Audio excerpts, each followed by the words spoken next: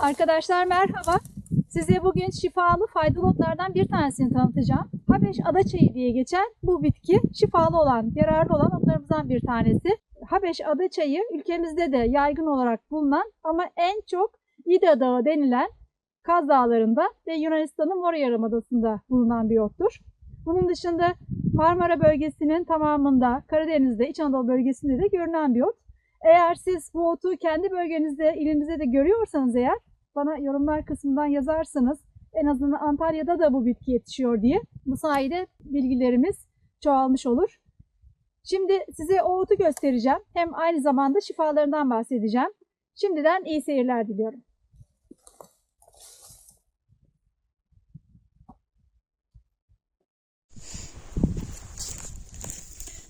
Evet arkadaşlar, şurada yere böyle yayılmış çok güzel bir otumuz var. Şifalı otumuz. Şöyle çöplerini de toplayayım ki rahat size göstereyim. Yere doğru, toprağa doğru ve birkaç tane böyle arka arkaya yapraklarıyla birlikte otu görüyoruz. Yapraklarını görüyoruz. Gövdeye bitişik, yapışık bir ot türü. Kışın büyümeye çalışır. Yazında tabii ki şöyle bir doruk verir. Tepeye doğru hem çiçeklenir hem de tohumlarını orada çoğaltır. Adaçayına benzeyen bir yapısı var. Tüylü, yünlü, yünümsü diyeyim ben buna daha çok. Böyle dokunduğumuz zaman hakikaten kadifemsi, tavşan kulağının yaprağına dokunduğumuz zaman böyle kadifemsi bir yumuşak bir doku verirdi bize. Aynı hissi ben bunda da yaşıyorum arkadaşlar. Şunu koparayım. Yaprağın arka kısmına baktığımız zaman buradaki yünlü kısım daha da fazla oluyor arkadaşlar. Bakın şöyle bir yaprak şekli var ve yünler burada iyice çoğalmış. Böyle sanki tüylü şeklinde. Bakın koparabiliyorum. Kaba kaba yünleri var. Hemen diğerlerini de göstermeye çalışayım. Burada şimdi yakından size göstereceğim bu yünlü dokusunu. Dokunduğumuz zaman bize böyle çok güzel bir his veriyor arkadaşlar. Yani doğanın kazağı sanki.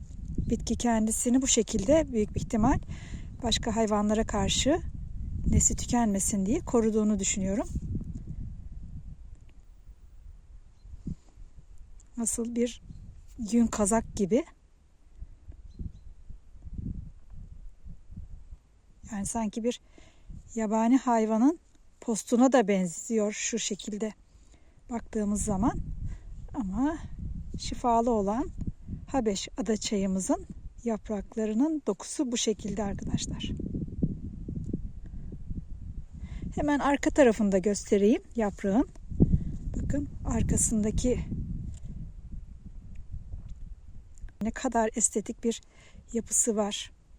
Ballıbaba ailesigillerden bir bitki. Genelde baktığımız zaman gri rengin hakim olduğunu görüyoruz. Çiçeklendiği zaman da yine öyle uzaktan seyrederken aynı grilik devam ediyor. Böyle beyaz çiçekleri olan 60 santimetreye kadar uzayabilen güzel bir bitki. Bahar ayında, Mayıs ayından başlar, yaz boyunca çiçeklenir, tohum yapar ve neslini tabii ki devam ettirir. Bu bitkinin bu halini size gösteriyorum şimdi. Bahar ayı geldiğinde çiçekli halinde sizlere göstermeye çalışacağım. Şimdi bu bitkimiz arkadaşlar ne işe yarıyor? Merak ettiğiniz konu bu. Kök kısmının faydalı olduğunu, şimdi kökünü de size çıkaracağım. Bu bitki Salvia ailesinden, yani adaçayı ailesinden bir bitki. Daha çok Kaz Dağları'nda ve Mora Yarımadası'nda bulunur. Tabii bu türler genelde arkadaşlar kazık köktür. Bakın şimdi siliyorum. Evet. Kökü siyah. Kazık kök yapısında çok yıllık olan, bazen 2 yıl ve daha fazla yıla ait olan bir bitki. Gördüğünüz şekle sahip olan bitkilerimizden bir tanesi. Şöyle göstermeye çalışıyorum ben size de.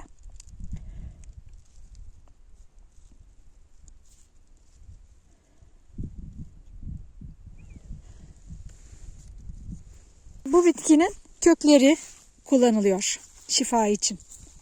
Kökünü buradan kestikten sonra kaynatıyorsunuz ve suyunu içiyorsunuz. Siyatik rahatsızlığı olanlar bu kökünü kaynatmak suretiyle çayını içiyorlar. Aynı zamanda akciğer zarının su toplaması rahatsızlığında çayını içebiliyorsunuz. Bunun dışında kan tükürme gibi rahatsızlığı olanlar da bunu kullanabiliyorlar. Ama arkadaşlar burada özellikle uyarıyorum. Bu şifalı bitkiler öyle rastgele hemen alayım, kullanayım, iyileşeyim diye tercih edilmemeli. Bir doktora mutlaka danışılmalı.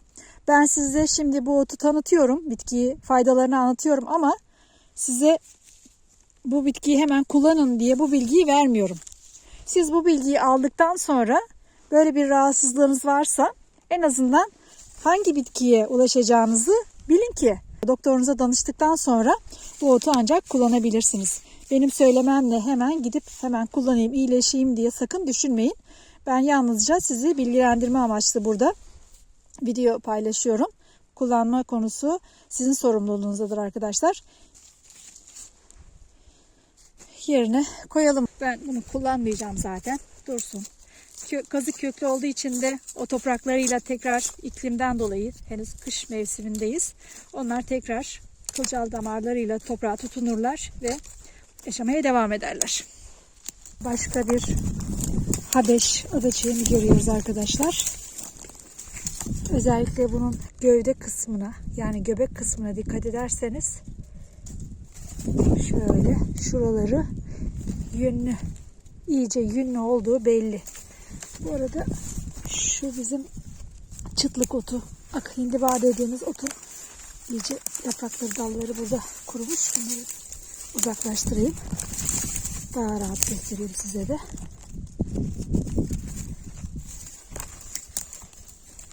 Hatta şu dibinde de kara hindiba. Bakın şöyle yaprakların altında soğuklardan kendini çok güzel korumuş. Konumuz bizim Habeş adaçayı arkadaşlar. Habeş adaçayı yine buna benzeyen birkaç tane daha ot türü var. Ayı kulağı, tilki kuyruğu dediğimiz bir yine geniş yapraklı, yünlü otlar olan.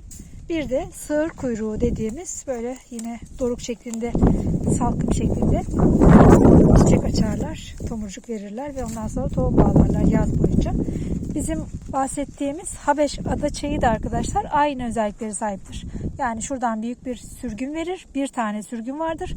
Bu sürgün şamdan şeklinde düşünün. Yukarıya doğru yaklaşık 60 santimetreye kadar boylanıyor. Yaprak kısımları altta kalıyor arkadaşlar. Yani yapraklarıyla birlikte böyle boylanan bir bitki değil. Bunun bir diğer ismi de arkadaşlar yünlü adaçayı. Yine bir diğer ismi Akdeniz adaçayı ve Afrika adaçayı diye geçer. Habeş ismini de arkadaşlar Habeşistan, Mısır'ın hemen güney taraflarında Afrika boynuzu dediğimiz yerde bugünkü Etiyopya ülkesinin ismini kullanıyor. Habeş adaçayı ismi oradan geliyor.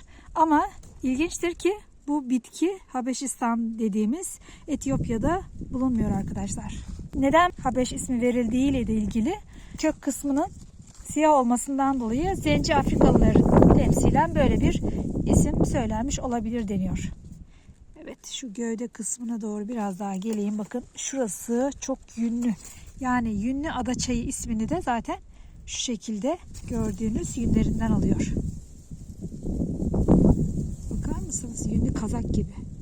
Bunlar peyzaj mimarisinde de arkadaşlar kullanılabilir. Yani çok güzel yeşil yapraklı veya sarımsı yeşil yapraklı bitkilerin arasında grimsi olan ve böyle yayılıcı, yere yatık olan bu bitki de kullanılır. Zaten çiçeklendiği zaman da çok güzel bir görüntüsü var. Ben bunu peyzaj mimarisi olarak öneririm. Şimdi şu yaprağı da kopardım. Arka kısmı çok daha belirgin. Şöyle göstermeye çalışayım. Bakın arkadaşlar, şu gözeneklere dikkat edin.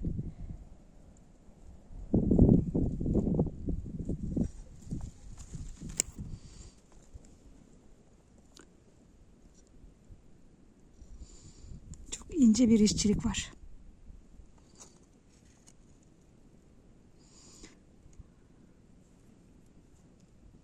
Habeş adaçayımızın alt yapraklarından da biraz göstereyim. Çok ilginç bir dokusu var. Yaşlı olan yaprakları özellikle.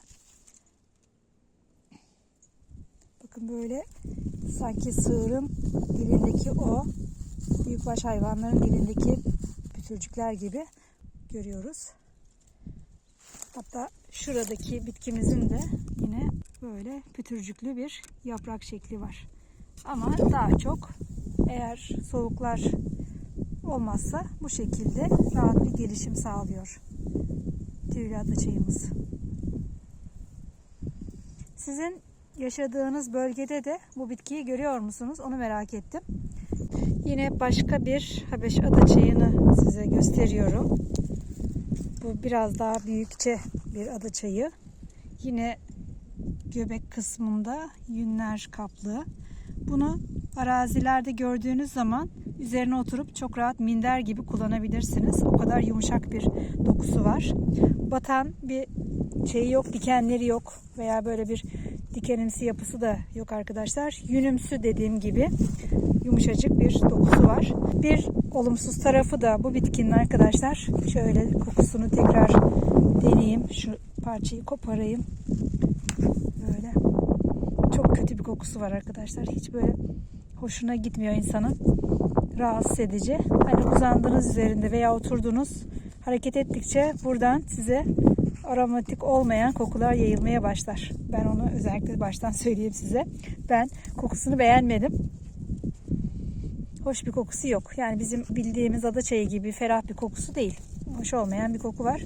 Bu da tabii ki biliyorsunuz bitkilerin kendilerini doğadaki diğer canlılara karşı, hayvanlara karşı kendilerini koruma mekanizmasıdır. Kokularıyla, dikenleriyle bir şekilde hayatta kalmaya çalışırlar. İşte kötü koku yayıyorsa bu bitki başka hayvanlardan da korunmak için onların tercih etmediği bir ot haline geliyor. Nitekim biz de bu otu yiyebilseydik, eğer yenen bir ot olsaydı kokusundan dolayı tercih etmezdik. Ve tabii bu şekilde bitki de kendini, neslini korumuş olurdu. Şimdi şurada hemen başka bir ot görüyorum arkadaşlar. Bunu da ben size kaç yıldan beri videosunu çekeceğim. Yine siz takipçilerimden de sinir otunu, damar otunu da çekin demiştiniz. Hep çektim, bir türlü ayarlayıp yayınlayamadım. İnşallah bu yıl bununla ilgili bir video paylaşırım sizlerle. Şu gördüğümüz kocaman otun çevresinde de pek çok otlar var. Mesela şurada saat otunu görüyoruz. Burada bu çıtlık otu arkadaşlar, morumsu olan. Kara indivayı görüyoruz burada. Dediğim gibi sinir otunu görüyoruz. Yani hep her taraf ot dolu aslında. Bu da size bugün tanıttığım otlardan bir tanesi, bitkilerden bir tanesi oldu.